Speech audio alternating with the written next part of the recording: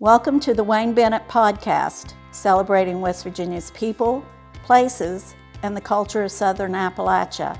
Now here's your host, Wayne Bennett. Welcome to the Wayne Bennett Podcast. This is Wayne Bennett. This is episode number 41.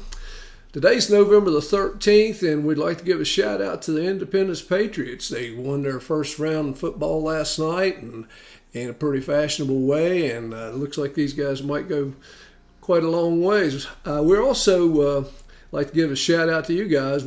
This past week we're 23rd in the nation, spoken word category, and we need you to, when you get on Facebook, like us and follow us, and when you get on Podomatic, listen to our broadcast, like us and follow us, and that helps us a lot. When you talk about the Hart family and wrestling in West Virginia, it's kind of like the Barrymores in acting and the Mannings in professional football. The family has produced several state champions, a ton of wrestlers, coaches, referees, clinicians, tournament directors, and we've got one today here with us, head coach of Independence Patriots, wrestling coach, Jeremy Hart. Welcome, Jeremy. Well, thank you. Glad to be here. Appreciate you having me. Well, you guys, the wrestling team at the football game last night, didn't y'all cook some bratwurst? Yeah, we broke out the grill and cooked burgers and bratwurst and had a good time out there supporting the football players. Had a good crowd, didn't you? Yeah, it was a very good crowd. We were actually sold out by halftime. So wow. Yeah, it was unbelievable. Well, you guys maybe be there a couple more weeks. Yeah, too. I think we will. I think they'll go pretty deep. They got great coaching staff, a ton of athletes on the team, so I think they'll go pretty far. They got a lot of weapons, yeah, they do. And it looks good there. Your family, when you guys get together, do y'all ever wrestle? No, we don't anymore. We're too old for that, but a lot of talk about wrestling sometimes. Well, tell me about your dad and mom. What's your dad and mom's name? Randall Hart's my dad's name, and Barbara Hart's my mom's name. Where are they from originally? One is from Rodale, West Virginia, and my mom is from Helen, West Virginia. So. And how was your dad an athlete or? He says he played basketball, so I guess he was a decent basketball player. I think maybe for Stokoe High School, maybe. Yeah. Well, how did he get you guys? I mean, you guys played baseball and wrestled and football. We did a little bit of everything growing up. I think wrestling, I think we got into it by maybe Jim Bowman talking my dad into getting us out on the wrestling mat. So. Well, Jim had, when we first started the league, we only had like 5 teams, and the league at the YMCA, and Crab Orchard had a team, and Jim was bringing some kids from Sophia that he coached in football, and the interest got so high that he came to me and he said, "Well, I think we can have a Sophia team, and you can still have your Crab Orchard team." And so we kind of said, "Hey, the more the merrier." Yeah. And ended up having we added 2 or 3 more teams after that. But, I think we ended up with 2 Sophia teams at one time. So we would have to have 2 practices, and we had 2 different coaching staffs. And who was your first coach in baseball? You said you played a little baseball.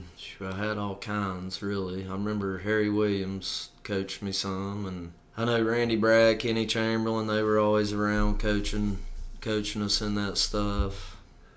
And Jim was the football coach and the wrestling coach when you first started? Yeah, I know Jim probably coached us in football some. Roger Young coached me in football a lot growing up. So. And then now Eric Fritz helped some with the wrestling, didn't he? Or was he around when you were there? I'm not sure if he was around when I was there. Okay. As far as wrestling, Kenny Chamberlain, Jim Bowman, Randy Bragg, that's who I remember coaching. Of course, David, your older brother, got a lot of attention with the wrestling when it first started, and you guys ended up wrestling at Sophia Junior High, and that was who was coach at the junior high then? I had a few different ones. I know John Quessenberry coached me at the junior high, and then we had some guys that would come in and help. Coach Q, what we call him. But he was there. I know I would teach a lot at the practices because he didn't know a whole lot of wrestling. You know, he was a great motivational speaker. I mean, he got us going, but he just took it so we would have somebody. Kenny Chamberlain helped out with that some when Jason was there. I know, I think even Terry Poe coached wrestling over there. Yeah, I think he coached my brother when he was there. Yeah, because nobody else would take it. And when you got into high school, your sophomore year, I think you had a 28-3 record at that time and finished third in the state. Ed Gilson was your coach, wasn't he? Yeah, Coach Gilson was my coach all 3 years in high school. And Ed brought a lot of knowledge. You know, he wrestled for Northern Iowa and had quite a bit of experience coaching in Maryland and before he got to Independence. Yeah, he was a great coach. You mentioned my first year in high school there. Now these kids have the internet. They can get on there and look where all the wrestlers are and stuff. I tell my kids all the time, back then we didn't have that. So you would go to states and really not know where your competition's at. So I wrestled 103 that year at one tournament, and I tech-followed the kid that won 103-pound weight class. Wow. And I think it was right at the beginning of the second period I ended up tech-following him, but I was like, shoot, that was easy. I'm going to just go up a weight class. I didn't want to lose weight, and we had, I think it was David Rash at the time, so he could have wrestled 103. So I just bump up. Well, there was a 3-time state champ at the weight class above that I didn't know I was going to hit until I got to state. So I wish I would have stayed down that year. And who was that? Chad Burge from Cameron. Yeah, he was. I just had watched him kick my best friend's butt the year before. I think it was the year before at States, but I was hoping he had moved up a little bit, but he was still at that same weight, and he kicked my butt in the semis. So. Now you guys in '95, you guys finished second in the state team-wise, didn't you? Yeah, '95. Yeah. And then '96, Ed, y'all won your first state championship. And you had some, I know you had Kevin Akert, you had David Rash, Wisniewski. And yeah, we had 6 in the finals that year. So, wow. Yeah, we had a good squad. Yeah, I remember all of them lost except me. So it was, I had my doubts walking out on the mat. I was pretty confident in my match, but, I mean, we just got on a bad roll there in the finals. And back in the old days when they only took 4 qualifiers or sometimes 8 qualifiers, a team could actually take 4 or 5 people and win the state championship. Yeah. And of course, it has been done even later than that. But more the norm now. You almost have to qualify the whole team, and everybody gets in there and scores a point or two. Yeah, I know. That's what we preach to our guys. You know, even if you can just go to the state tournament and win a match for us, you know, that's going to help us because the team races have been tight there a few times. So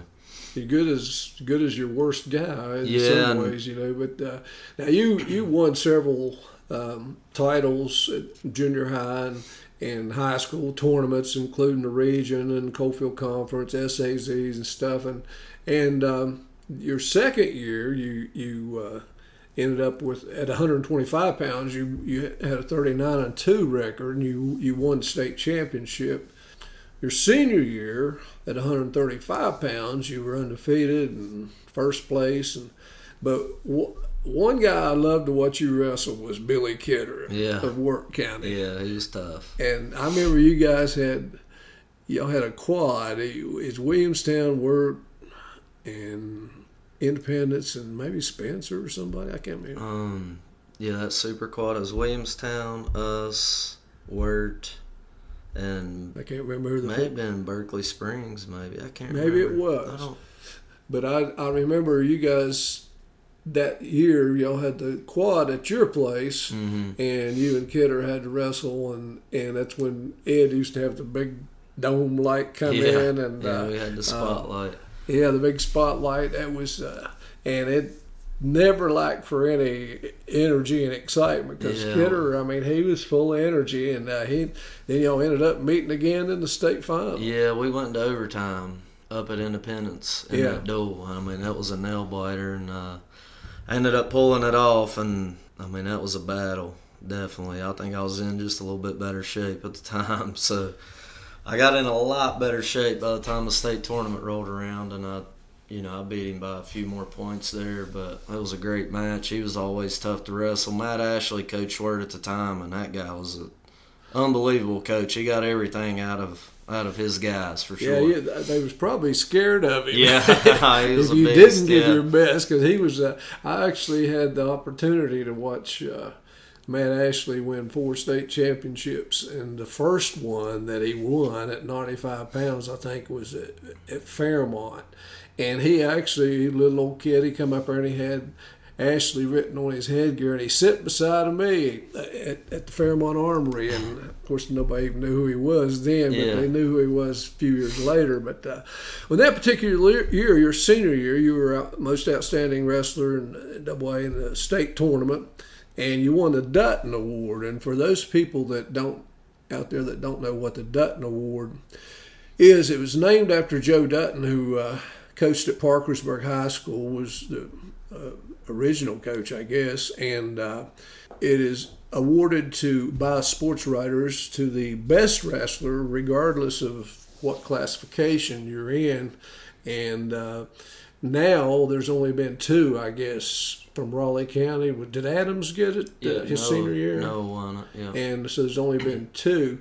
But I had the opportunity to coach against Joe Dutton. The last year he was at Parkersburg, and we had kind of a try that we go to Parkersburg, and then I think it's Herbert Hoover, and then Beckley. And so the last year that he coached, they came down to Beckley, and they had a bus, an athletic bus, and not a van. It was a bus. And they got down there early, and we was at Woodrow Wilson, and we were still putting the mats down and stuff, and the weigh-ins wasn't even for another 30, 45 minutes. And Coach Dutton, who had been around quite a while, he came in. I was really amazed because the wrestlers he had, the first thing they came up, we want to get Coach Dutton a seat. He needs to sit down, And I said, well, there's a bunch of chairs over there. Go get what you want. But they took care of him. Yeah. And then he retired after that year. The next year we went to Parkersburg, and Joe Hanlon was coaching his first season as a head coach. But wow. But Dutton was pretty respected. And he was in the initial Hall of Fame, National Wrestling Hall of Fame, West Virginia chapter. He was initially there. Now, when you graduated, was there any school showed any interest in you? Yeah, I went to recruiting trip wise. I went to WVU. They were offering me some money there in Edinboro, where Cliff was at, Cliff Warden. Him and another guy that I know was wrestling there, Mark Samples. So I went up there on a trip, and they offered me some money too. And I went to West Liberty, and I went to Appalachian State. So I'd met that coach at High School Nationals. So when I placed out there, I got a lot of interest. Once again, you don't have internet and all that back in the day. Your videos aren't everywhere, so not a lot of people know about a kid from West Virginia until you go to Nationals and place there. So once I placed there, I got a lot of interest, but ended up falling in love with the campus at Appalachian State. I mean, I had 2 brothers that went to WVU, and I knew it was, even though they were offering me money, it wasn't a ton. And I knew my brothers, it's such a big school, I worried about the party atmosphere, Mm-hmm. I wanted to go somewhere where I just focus on wrestling because, at the time, that was my life, that's all I cared about. But so I go down to App State and loved it there, and ended Paul Mance was the coach down there. Yeah, Coach Mance was the and back during that time, well, even now, they were Division I then, I guess, too. Yeah, they're Division I wrestling. Yeah, but a lot of people don't realize that, especially these Division II, Division III schools. They don't give athletic scholarships, or they don't give them anything for wrestling. And Division I nothing compared to football. And so what a lot of times they split them up and try to get as many athletes as they can out of it. So every once in a while you hear somebody in a bar or something say, "Oh, my boy got a full scholarship." That probably didn't happen. Right, yeah, I think they get maybe like 9.9 to fill a whole wrestling team. So, and not most schools don't even get the full allotment because of money situations. You know? So. But now down at Appalachian State, that's in Boone, North Carolina, and it's a beautiful little town down there, and they turned out some good football and good wrestling. Did you ever learn to ski while you was down there? No, I never skied once while I was there. Coach didn't want us on skis. We had one kid that went skiing all the time. I think he kind of snuck out there, but no, I was on scholarship and pretty busy. Wasn't supposed anyway. to ski, so I stayed off of them. Yeah, we used to go down there in the summertime, and I can't remember the name of the place we stayed. My brother-in-law had a timeshare down there. We'd go down there and stay a few days, and up on the mountain, and you could look left and see Grandfather Mountain. And there used to be a little college down there that started with an M on down the road there. I can't remember but it was on that road that we stayed at. Yeah. But beautiful, beautiful country in that area in the summertime. I'm not a winter sports guy. Yeah, it's rough in the winter, but I mean, it was a great place to train, and I ran a lot. So I mean, I'd hit those country roads down there. It's just like being in Beckley. I mean, it's very similar, which is kind of the appeal. Did you get red-shirted when you were down there? I did. I never did actually redshirt. I ended up getting a year back. My first year, I don't think I started my first year. And then my second year, I was going to wrestle, I think the weight class at the time was 126 maybe. But I was going to drop down and wrestle there. We had a transfer that came in from Penn State. So my second year, we're moving along, and I'm supposed to get down to weight that weekend, and there was a few wrestlers that had died. So the NCAA came out. I'm making weight on Friday, and Wednesday they come out and say nobody can drop a weight class from what they've already, I'm just now supposed to make my weight class, but if you hadn't made it up to this point, you couldn't go down anymore. I see. So it kind of put me and the transfer from Penn State at the same weight class, and he was, I think at the time he was a senior, and he was ranked in the country. So coach comes in, they're not going to let us drop you down. Ended up only affecting about 3 kids in the country. Wow. We find out later on. So we have to wrestle off, and I won one and he won one.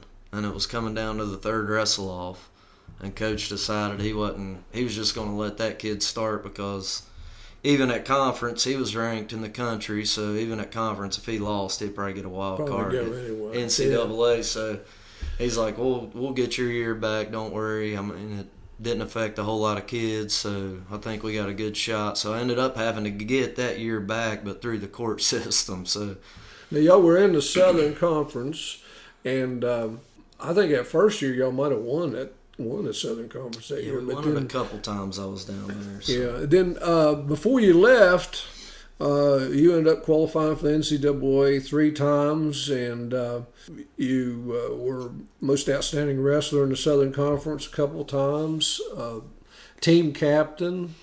So you had a nice career down there. Yeah. You ever go back down there? Yeah, I went back down. I don't get down there much, but I did go back down and went to a concert down there actually not too long ago. So yeah, I love getting back and going by the wrestling room there. They still have... Does Coach Mance still live in that area? No, I think he has a farm there, I think, but I think he's moved from there full time anyways. I think he stays down there a lot from what I hear. I don't get to talk to him a whole lot, so... What kind of music you listen to at concerts? Well, that was a country concert, but I listen to everything. So did I see you at a Jimmy Buffett concert one time at the State Fair? Probably so. Yeah, I like all kinds of music. That was actually a Luke Combs concert that I went back to. He went to school there, so I knew it'd be a great concert, and he filled up the stadium there. Oh, really? Yeah, it was pretty neat. Yeah, one summer we were down there. We stopped at the football field to look around, and they were having a summer football camp at the time. We just it's a nice little stadium. They get that. I think the guy, if I'm not mistaken, and the coach there was a Marshall graduate at Clark or something. Yeah. He's a pretty successful coach. I'm surprised that he's doing a great job down there. I think he went to George Washington High School, maybe. Did he? Yeah. I'm surprised that he. Somebody bigger hadn't signed him. Yeah, they will. That's what's happened. The last 2 or 3 coaches have went on and took, their last coaches at Louisville right now. So, did you graduate from Appalachian State? Yeah, graduated from there. So I went to nationals. I went to my first year. I went to Penn State. Second year, I went to St. Louis. We wrestled at NCAA's there. And my third year, I didn't get to wrestle the first half of the season because we were still trying to get my last year back. So I couldn't practice or anything. I came back right at the beginning of January, and I'm starting. These guys have been grinding the whole time. And, I mean, as soon as I got enough practices in and a little bit of condition, Coach threw me out on the mat. But went you to Iowa there. qualified for NCAA. I did. I won conference and got outstanding wrestler there. I came back and actually beat a kid that beat me my first match back in the conference finals. So we don't do much negative. We don't do negative on the podcast, but I also kind of felt like the NCAA, the way they ranked you when they put you in the tournament, might have been getting back at you. Yeah, maybe so. But I got a pretty tough. At least that was my opinion. Yeah. But what kind of degree did you get? I majored in business management. Business. So you came back and got involved with the family business. And are you a cabinet builder? Or? Yeah, that's what I do now. I actually majored in computer information systems too because I had to be there at 5th year, so I picked that up. And man, I wish I would have stuck with that. And now that my dad had a cabinet company and he did custom cabinets. I mean, growing up, my brothers probably worked there more than I did. And I wish I would have worked there more because that would have deterred me from coming back and doing it. But they got out of there. Yeah, when I graduated, I came back. I was like, I think he was trying to slow down and get out of it. And I was like, shoot, I love doing it. I mean, it's a great hobby. But we got back into it. He had 2 employees at the time, and I think at one point we had 15 guys in there, when I came back and we started growing the business and trying to reach out and sell more and stuff. But I think now we have about 10 employees total. So. Wow. That's and your dad spends a lot of time in Florida in the winter, don't he? Or used to? He was going down to Florida. He has a farm in Wyoming County, so he's at that farm every day. Oh. He goes down there all the time and gets away, so...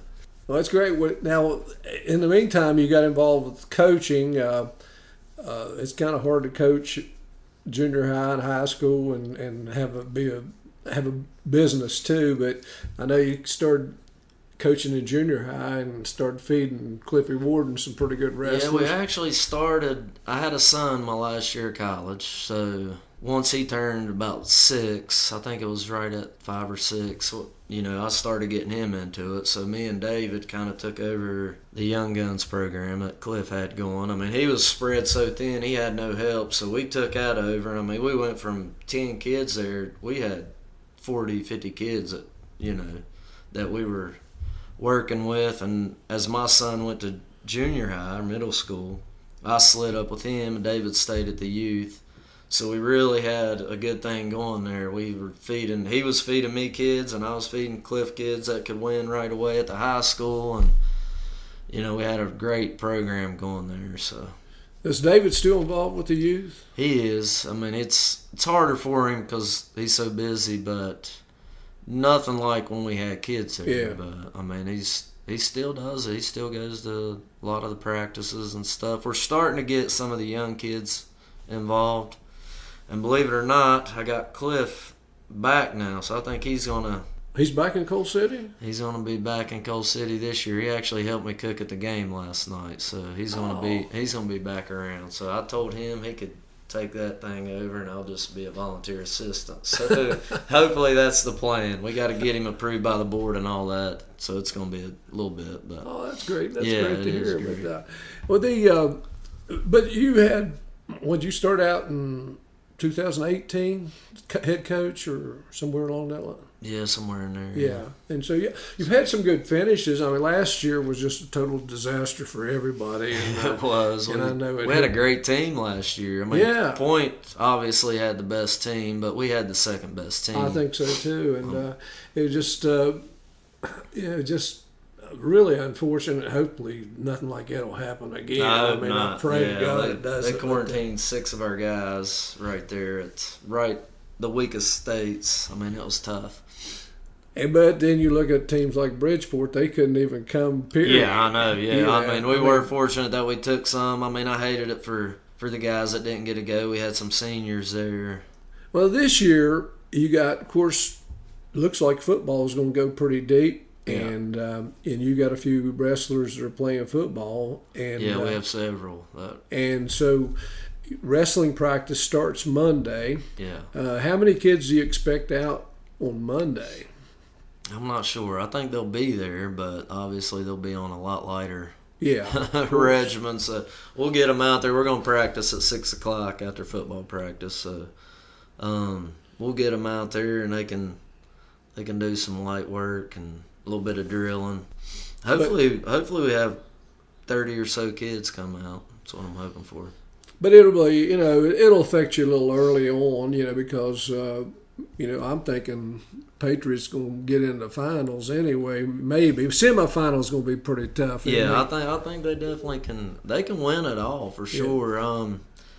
So it might slow some of them guys down, but by January you'll be all settled back and should have a pretty good squad. Yeah, I think everybody spread out. I think we're at least top 3 or 4 anyways. Yeah, and I think so.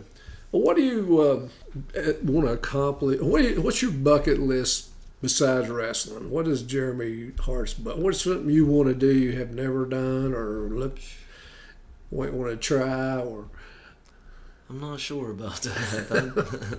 I don't know what's on my bucket list really. I mean, I've had a pretty good life. I mean, I love growing my business. Obviously, I mean, I like doing that. I love doing the cabinet thing. We've expanded a little bit, and so I love doing that. I mean, I don't know. Hopefully I can end up living on a beach somewhere at retirement. That's my bucket list, really. Well, I'd like to go somewhere warmer. Seen some of the work you guys have done, and it's really good stuff. Man. Yeah, it's a rewarding career. I mean, it's a tough career because you compete with, Lowe's and Home Depot. And so, I mean, that makes it tough. Yeah. But it's very rewarding when you stand back and look at what you've done for people, for sure. Are there any younger Harts coming up, or is it depleted now? Yeah, I think we're going to be stalled out there for a while till our kids start having some kids. But all of our kids are, they're all in college,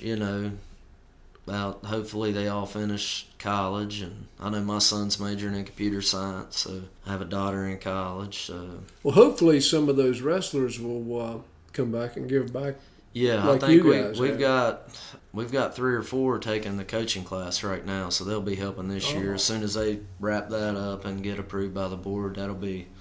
I mean, I'm looking forward to this season. There'll be a lot of help up in Independence for sure. So, and we have some studs. Judah Price is chomping at the bit to get out there because he was the one that very well could have won states last year, and he was one of the ones that got quarantined. So, well, you got the little Purdue back. Yeah, Dylan. Yeah, he kicked some butt at states, so he's back. We got Colton Caron back. I mean, Atticus Goodson actually came out and wrestled last year. Hopefully, we can get him back. He didn't understand wrestling a whole lot last year, but if we can, he's an athlete. Cliff's a great big guy coach. So yeah. I mean, we got Isom.